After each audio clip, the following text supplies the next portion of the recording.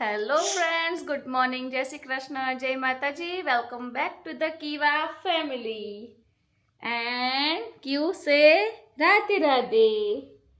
જય શ્રી કૃષ્ણ સે જય માતાજી. તો ગાઈસ વાગવા આવ્યા છે બપોરના 12 અને ક્યુ બીજી નેપ લઈને ઉઠી ગઈ છે. અમે જઈએ છીએ વોક કરવા કેમ કે આજે વેધર બહુ મસ્ત છે. બતાવું તમને બહાર જઈને. બોલો કંઈક બોલે છે. હા બોલો, ચલો બોલો. શરમાઈ ક્યું ને શરમાઈ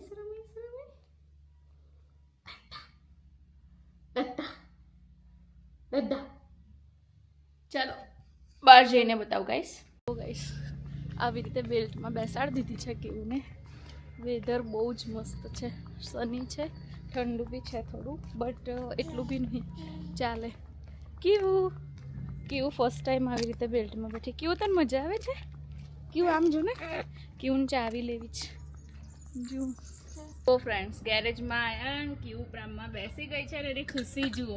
પ્રામમાં બેસવાની મજા આવે ને પ્રામ બહુ જ ગમે. પ્રામમાં બેસવાની ખુશી જ કંઈક અલગ છે જુઓ. અને આવું ગેરેજ હોય જેમાં તમે તમારો બધો વધારાનો સામાન ભરી શકો છો. ગાર્ડનમાં કીવાની ખુશી બહુ હોય અને ગાર્ડનમાં બહુ ગમે છે, બહાર બહુ ગમે છે. ઘરમાં નથી ગમતું. જો અમે પ્રામ લઈ લીધી અને સામે એક્ઝેક્ટ ગાર્ડન છે તો થયું ચાલો હવે ગાર્ડનમાં જઈને જ ઘરે જઈએ ને. ચાલો બીજો થોડો ઘણો સામાન લેવાનો તો એ બી લઈ લીધો છે ગેરેજમાંથી. તો હવે ઓ માય ગોડ શરદી આવતી લાગે છે.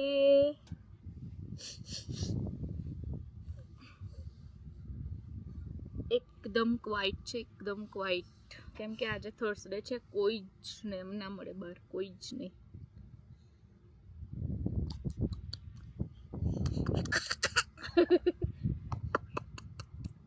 કોને હાઈ કરું છું? પડછાયો જોઈને હાઈ કરું છું. ઓ માય ગોડ કેવો પવન આવે છે, ઠંડો. ઓહો.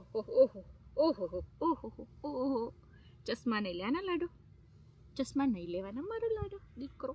નો ચાલો અહીંયા પકડીને ઊભું રહેવું છે થોડી વાર. અહીંયા ઉભા રહો. ચાલો પકડીને ઊભા રહેજો. હા અહીંયા પકડીને ઊભા રહો થોડી વાર. થોડી વાર પકડીને ઊભા રહો. જો કેવું ઊભી રહી છે. હા ફ્રેન્ડ્સ ખાવા માંડી. બધું ખબર નહીં ને ખાવાનું કેમ હોય. વાગી ના જાય લાડો. હા જોવાનું, બી કેરફુલ. આ ના ટચ કરાય, વાગી જાય. થોડી વાર રમો ઊભા રહીને. હા જો સન ગઈ છે. કેવું સન ક્યાં છે? સન અને સન કહેવાય. જો સન બોલાય. સૂરજ દાદા. બસ રમવાનું જ અમારતું.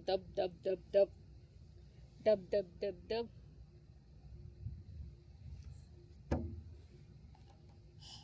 ફ્રેન્ડ્સ તમે વિડીયો તો જુઓ છો પણ લાઈક કરવાનું ભૂલી જાઓ છો અને કમેન્ટ્સ કરવાનું ભૂલી જાઓ છો. તો હવેથી વિડીયો જુઓ તો લાઈક જરૂરથી કરજો કેમ કે એક લાઈક પણ અમારા માટે બહુ પ્રિસિયસ હોય છે. તો don't forget to like our channel